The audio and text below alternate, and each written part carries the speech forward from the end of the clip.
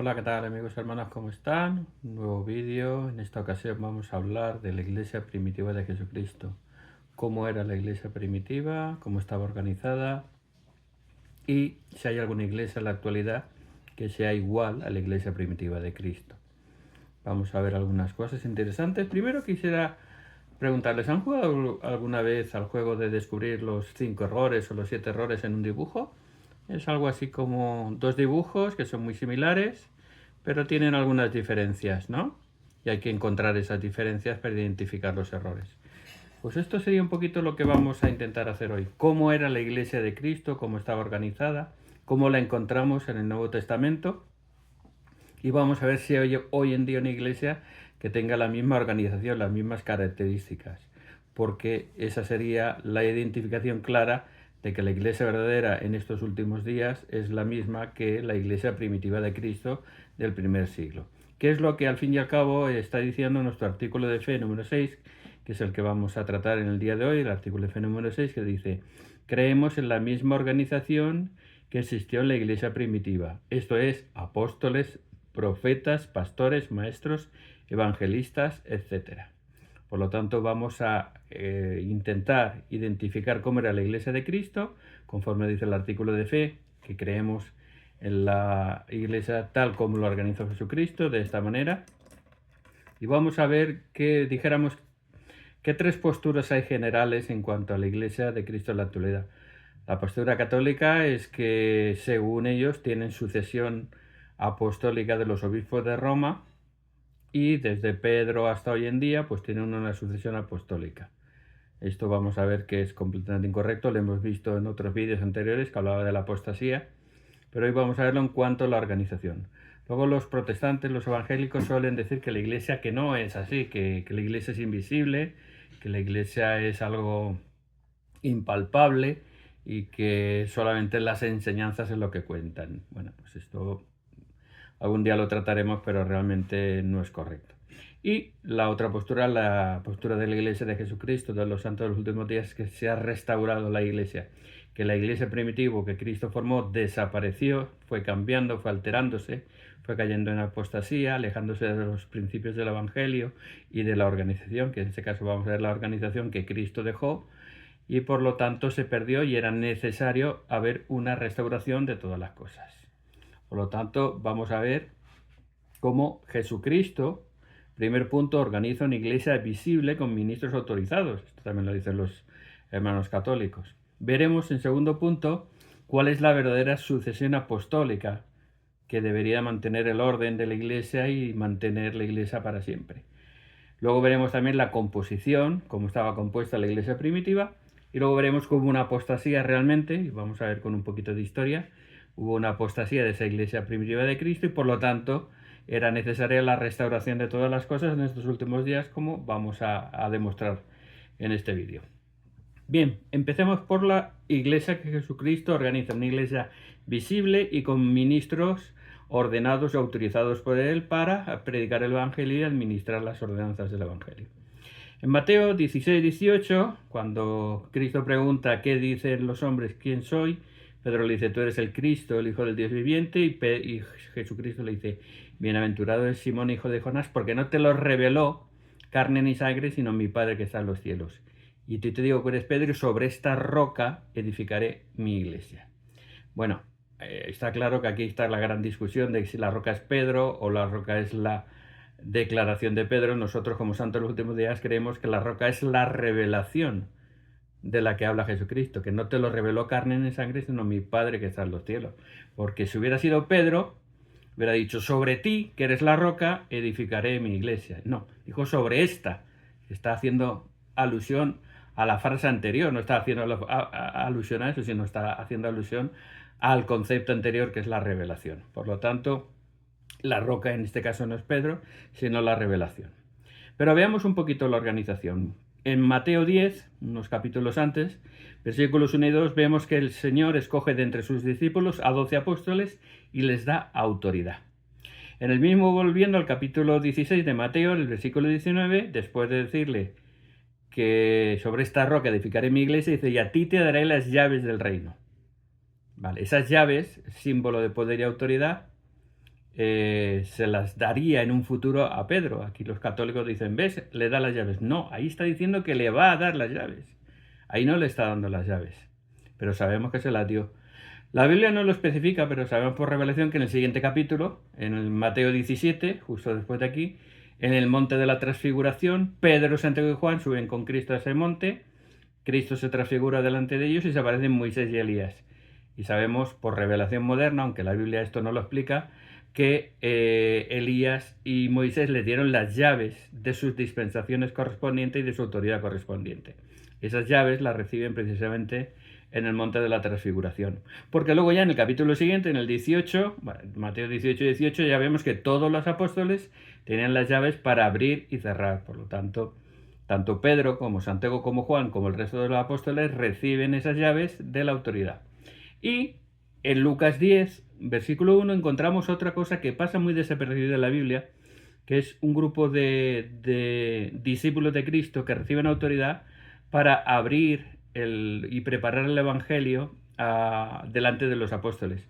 Se llaman los 70, y este grupo de 70 iban de dos en dos predicando el Evangelio, preparando el camino de los apóstoles y de Jesucristo. Es decir, ellos iban por las aldeas predicando el Evangelio antes de que llegara Cristo y los apóstoles para que terminaran de enseñarles el Evangelio. Eran unos embajadores, unos preparadores. Y estos 70 no solamente es un número simbólico de algo irrelevante, sino que estos mismos 70, en el capítulo 10 de Lucas, tenemos su elección, tenemos su llamamiento, el versículo 1, y el versículo 9 dice que reciben autoridad para sanar a los enfermos.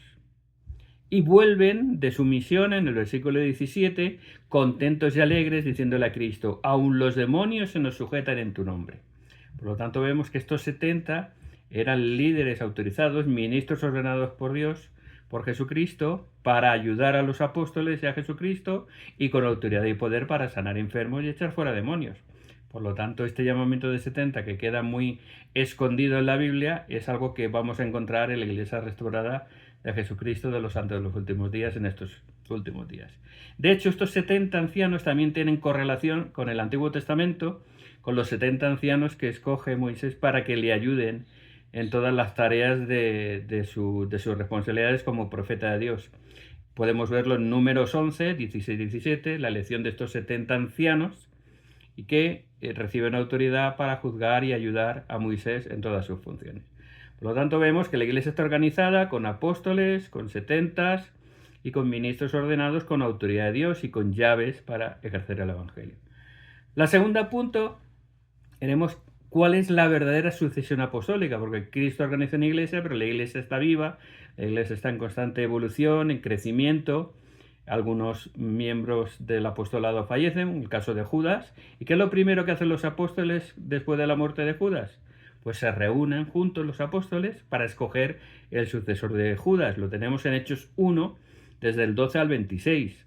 Pedro, explicando que Judas ha muerto y que alguien tiene que tomar su oficio y apostolado, en el versículo 20, dice que escogen entre Matías y no me acuerdo ahora del otro, ¿no? Y dice que echan suertes, en este caso sería una traducción un poco peculiar, no se la jugaron a los dados, sino que buscaron la guía del Señor, oraron a Él y por medio del Espíritu Santo escogieron, como dice el versículo 26, a Matías para que ocupara el oficio de Judas y se uniera a ellos en el apostolado. Por lo tanto, vemos que cuando falta un apóstol, los demás apóstoles se reúnen y por medio de oración y la revelación, de la que hablábamos antes en Mateo 16, escogen a un sucesor para que sigan habiendo 12 apóstoles.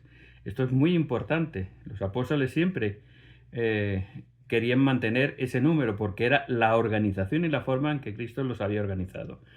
De hecho, en el capítulo 12 de Hechos vemos que el apóstol Santiago, el hermano de Juan, es asesinado y en un capítulo después ya vemos que Pablo y Bernabé son escogidos como apóstoles, sucesores de aquellos, en este caso sabemos Santiago, suponemos que alguien más falló o alguien más había faltado en su apostolado o había muerto, muchos fueron martirizados, la mayoría de los apóstoles murieron martirizados, como Santiago, que le cortaron la cabeza.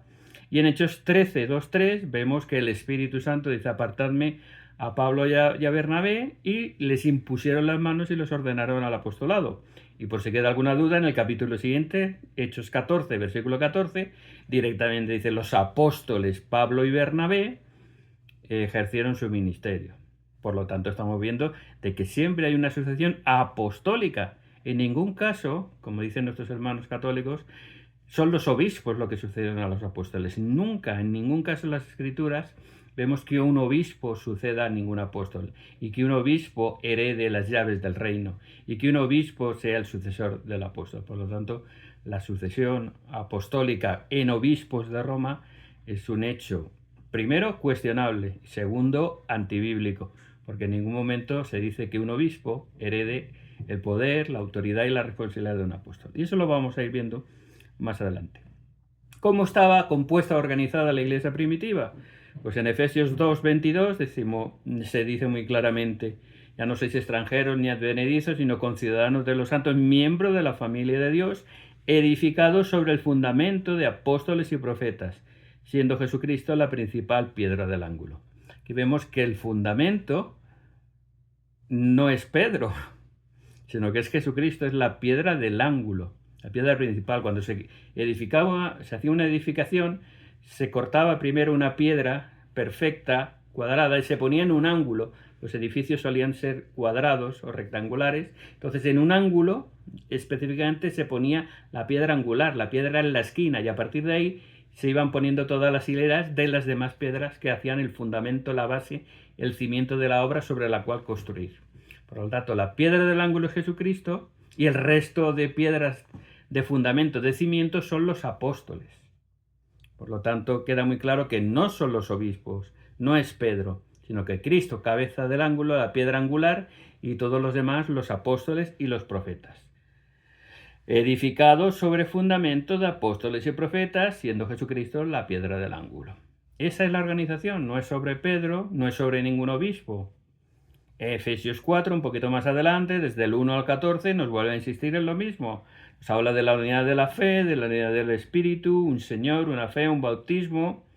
Y dice en el 11: y Jesucristo mismo constituyó apóstoles, profetas, evangelistas, pastores y maestros, a fin de edificar el cuerpo de Cristo, hasta que lleguemos a la unidad de la fe, a la estatura de Jesucristo, para que así ya no seamos como niños fluctuantes llevados por cualquier viento de doctrina que por estratagemas de hombres nos conducen al error. Estoy parafraseando, ¿no? Pero vemos en Efesios 4, después de que en Efesios 2 dice que el fundamento son apóstoles y profetas siendo edificados sobre la roca del ángulo que es Cristo, reitera que Jesucristo mismo fue el que nombró a los apóstoles, a los profetas, evangelistas, pastores y maestros, a los que hace referencia el profeta José Smith en el artículo de fe número 6, precisamente este versículo hace referencia, y nos está diciendo cuáles son los ministerios, cuáles son la ordenación de los distintos apóstoles, profetas, evangelistas, pastores y maestros, los 5 ministerios, que son el fundamento de nuestra fe, que son el fundamento de la Iglesia y la organización de la Iglesia. ¿Para qué? Para que estemos unidos, para que no seamos confundidos, para que lleguemos a edificar el cuerpo de Cristo y estemos unidos en la fe y no seamos confundidos por vientos de doctrina, por interpretaciones humanas. Así es que vemos básicamente que Cristo organiza una iglesia visible, que Cristo llama apóstoles, profetas, 70, pastores, maestros, que hay una sucesión apostólica real, pero de apóstoles, no de obispos, y que la iglesia está fundada entre apóstoles y profetas, no sobre obispos, ni sobre Pedro, ni es algo invisible, algo inmaterial, algo que no se puede ver, o algo que está basado en enseñanzas que al final no tienen ninguna base, ninguna solidez más que la interpretación humana, es la interpretación humana. ¿Qué pasó entonces con la iglesia de Cristo? ¿Dónde está esta iglesia? Hemos visto ya la foto, Ahora, ¿dónde está esa iglesia? ¿Qué pasó con la iglesia de Cristo? ¿Realmente hay una sucesión en la iglesia católica es la que tiene 2000 años, como ellos dicen? ¿O realmente la iglesia primitiva que estaba organizada por Cristo con estas características y estas cualidades se perdió? Pues vamos a ver precisamente, mira, como siempre, mi famoso libro de historia, famosa historia de la Universidad Española de Educación a Distancia, sin sesgo de ninguna clase y sin tener ninguna tendencia ni protestante ni católica, empieza en el capítulo que nos habla de la Iglesia cristiana en la Edad Media, siglo IV y V, nos dice: la Iglesia, que en los primeros tiempos carecía de organización y estructura propias, se inspiró para ello en la organización administrativa del Imperio Romano. Por lo tanto, queda muy claro. Cristo organiza una iglesia, la hace de una forma, y en el siglo IV ya no hay organización. Ha desaparecido. Y se lo está diciendo un libro de historia independiente. La iglesia carecía de organización y estructura. ¿Y qué hace en el siglo IV y V? La copia del Imperio Romano. ¿Quieren pruebas? Vamos a ver las pruebas. Esto es historia. Esto no es opinión, ni es interpretación. Esto es historia. Y lo podemos ver con la organización de la iglesia en el siglo IV. Y es algo que les va a sonar a ustedes. Una diócesis cristiana, la curia, el colegio cardenalicio, la magistratura y el sumo pontífice. Son 5 tipos de organización que son conocidos en la iglesia cristiana, en diferentes iglesias cristianas, que nacen a partir del siglo IV porque esta organización primitiva de la Iglesia de Cristo había desaparecido. Se perdió la autoridad, se perdió la revelación, se perdieron los diferentes llamamientos, diferentes ministerios, y solo quedaron obispos sueltos en diferentes ciudades que intentaron hacer lo mejor que pusieron, pero a causa de las persecuciones, a causa de la falta de apóstoles, a causa de falta de revelación, lo único que quedaron fueron obispos que hicieron lo mejor que pudieron. Y cuando llega el siglo IV, vemos que la iglesia carece de todo esto. ¿Por qué? Porque, vamos a ver, ¿qué es una diócesis? Todos sabemos en la iglesia cristiana una diócesis. Pero el diócesis es una palabra que significa gobierno o gestión. Y era la división administrativa del Imperio Romano. Es decir, que una diócesis era la división administrativa de un territorio en el Imperio Romano. Por eso estamos viendo que la Iglesia cristiana copia al Imperio Romano porque no tenía organización, porque la organización de Cristo que acabamos de ver, con apóstoles, profetas, pastores, evangelistas y maestros, ha desaparecido. ¿Y qué hacen? Copiar al Imperio Romano. Diócesis, prueba. La curia, ¿qué era la curia? Era una institución política muy antigua que dio lugar al Senado romano. Por lo tanto, vemos cómo la Iglesia cristiana copia el Imperio Romano porque no tenía organización, porque se había perdido la organización primitiva. Un colegio no es una escuela. El colegio es una asociación de profesionales o religiosa. El colegio era asociación romana de profesionales o de religiosos. La magistratura, que significa magister, jefe, era juez o director. Y el sumo pontífice, que ese es el más claro, que actualmente es el Papa de Roma, el sumo pontífice era la máxima autoridad religiosa del Estado pagano romano. Es decir, que los hermanos católicos heredan el título de su mayor representante, del supuesto sucesor de Pedro, el supuesto vicario de Cristo en la tierra. Es el título que tenía la máxima autoridad religiosa de la religión pagana romana, que luego heredan los emperadores en el Imperio Romano. Los emperadores que se endiosan y se creen dioses asumen este título religioso para convertirse ellos en semidioses, y acaban luego los papas heredando ese mismo título. Ya con Teodosio y a partir de él, del siglo finales del IV, principios del V, no se consideran tener ese título y pasa al obispo de Roma, y actualmente los papas son los sumos pontífices. Por lo tanto, vemos que en ningún caso los apóstoles dejan ninguna sucesión a los obispos, en ningún caso, y que la organización de la Iglesia que acabamos de ver en el Nuevo Testamento ha desaparecido y se ha convertido en una copia del imperio. Es muestra evidente. Si hubiera una sucesión apostólica, si hubiera mantenido la Iglesia del primer siglo igual a la del siglo IV o V, ¿por qué copiar al Imperio Romano? Porque no tenían organización, porque se había perdido, por la apostasía y por los cambios, por la falta de revelación, la falta de autoridad y la falta de llaves. ¿Se dan cuenta de que hubo realmente una apostasía? Que hubo una pérdida, que hubo unos cambios en la Iglesia, que la Iglesia ya católica del siglo IV y V ya no tiene nada que ver en organización y en otras cosas, pero en este caso hablamos de organización, con la Iglesia del Nuevo Testamento del siglo I? Es que es evidente y claro. La diócesis, la curia, el colegio, la magistratura y el sumo pontífice. 5 cargos, organizaciones y estructuras copiadas del Imperio Romano porque se habían perdido la organización primitiva de la Iglesia de Cristo. Así de sencillo. Nuestros hermanos católicos dicen que Pedro ordenó a un obispo de Roma llamado Lino para que lo sucediera en el año 67, antes de su muerte. Eso no está en ningún sitio. La primera información la tenemos de Ireneo de Lyon, que dice en el año 180, que cuenta esa historia. Pero lo que no nos cuentan nuestros hermanos católicos es que no hay ninguno original de Ireneo de Lyon, que la copia más antigua es del siglo IX y X. Es decir, nos vamos 800 años después de Pedro para encontrar esa supuesta sucesión de Pedro a un obispo en Roma. No tiene ni base histórica ni base bíblica. Dicen que Tito y Timoteo, por ejemplo, ordenaron obispos y que como ordenaban obispos, pues que ellos mismos eran los sucesores, porque Pablo manda a Tito, por ejemplo, ordenar obispos en Creta. Tito y Timoteo en ningún sitio dice que sean obispos. De hecho, probablemente eran 70, porque eran ayudantes de Pablo. Pablo les pide ayuda y les encarga cosas. Por lo tanto, probablemente Tito y Timoteo, que no eran obispos, no lo ponen, búsquenlo y verán cómo no lo encuentran.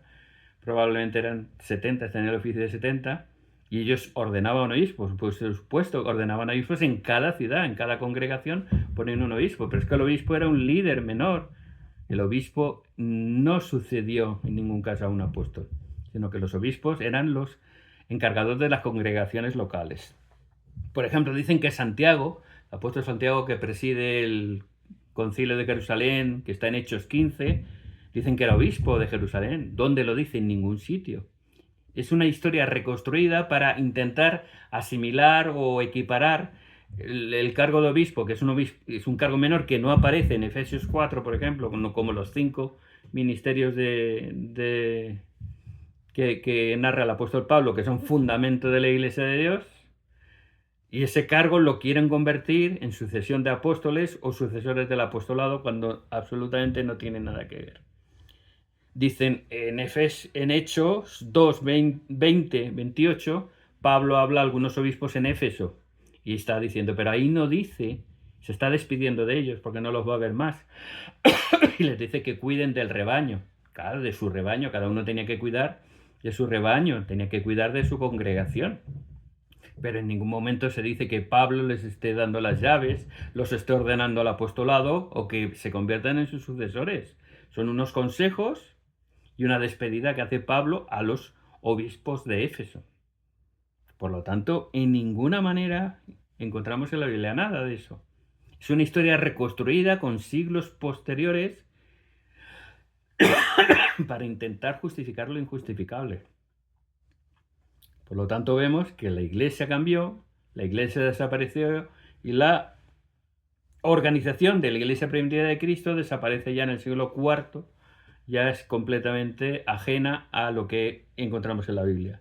No encontramos llaves en ninguno de los obispos posteriores al siglo II, no encontramos la guía del Espíritu Santo, búsquenlo, la patrística, ningún patriarca, ningún padre de la Iglesia afirma tener específicamente la guía del Espíritu Santo, ninguno dice tener llaves y la organización ya es completamente diferente. Por lo tanto, la apostasía de la cual hablamos es evidente y palpable. Por eso era necesaria una restauración de todas las cosas. Por eso en el siglo XIX el Señor llamó a un profeta, el profeta José Smith, le dio revelaciones, le dio la autoridad, recibió la autoridad del sacerdocio de Pedro, Santiago y Juan, que se le aparecen en una arboleda cuando él está orando con Oliverio y Cowdery pidiendo guía. Pedro, Santiago y Juan, como seres resucitados, se le aparecen y lo ordenan al sacerdocio y les dan las llaves y les dan la autoridad para organizar la Iglesia. Y la Iglesia de Jesucristo de los santos de los últimos días está organizada con profetas y con apóstoles. Tenemos un profeta viviente con 2 consejeros y 12 apóstoles. Cada vez que fallece uno de estos apóstoles, otro apóstol es llamado para sustituirlo en su lugar. Se reúnen el resto de los apóstoles y por oración escogen a un sucesor de aquel que ha fallecido, para que siempre la organización esté completa. Ayudando a los apóstoles tenemos el primer quórum de los 70, que son precisamente los que ayudan y ayudan en todo a los apóstoles, porque claro, 12 apóstoles para todo el mundo, lo grande que es una tarea muy, muy, muy difícil y muy dura, y los 70 se encargan de hacerlo. Y luego las unidades locales, las estacas y los barrios, presididos por un presidente de estaca y un obispo. Aquí están los obispos presidiendo las congregaciones locales. Es decir, que en la Iglesia de Jesucristo de los Santos de los Últimos Días tenemos esa misma organización. Por eso creo que está muy claro, para resumir, Jesucristo organiza una iglesia visible, con apóstoles, con profetas, con llaves, con autoridad. Esa iglesia está viva y se mantiene, y cuando fallece un apóstol como Judas, como Santiago, enseguida es nombrado otro en su lugar para mantener esa sucesión apostólica, no de obispos, sino apostólica. Y la iglesia está fundada sobre apóstoles y profetas. Por lo tanto, al desaparecer esos apóstoles y profetas, a partir del siglo II y III, cuando llegamos al siglo IV, y nos lo dice la historia, la iglesia está completamente desorganizada y tiene que copiar el Imperio Romano. Por lo tanto, vemos que ya se ha perdido esa iglesia primitiva, la organización ha desaparecido, la organización bíblica ya no existe, copian la del Imperio Romano y es la que actualmente podemos ver en algunas iglesias. Por lo tanto, la iglesia primitiva de Cristo desapareció y tenía que ser, mejor dicho, restaurada por medio del Dios y por medio de la autoridad del sacerdocio de nuevo, para tener la misma organización que tenía la iglesia primitiva. Por eso nosotros, como santos de los últimos días, les invitamos a venir a Cristo, a venir a la iglesia, a conocernos, a participar de nuestras reuniones, y verán cómo la iglesia de Jesucristo de los santos de los últimos días es exactamente igual que la iglesia primitiva de Cristo, con la diferencia de años y de modernidades, lógicamente, pero en la esencia, la organización, la autoridad, la revelación y el poder de Dios para efectuar todas las ordenanzas del Evangelio y predicar el Evangelio están en estos últimos días. Por lo tanto, repitiendo el artículo de fe número 6, nosotros creemos en la misma organización que existió en la iglesia primitiva, esto es, apóstoles, profetas, pastores, maestros, evangelistas, etc. Que Dios les bendiga.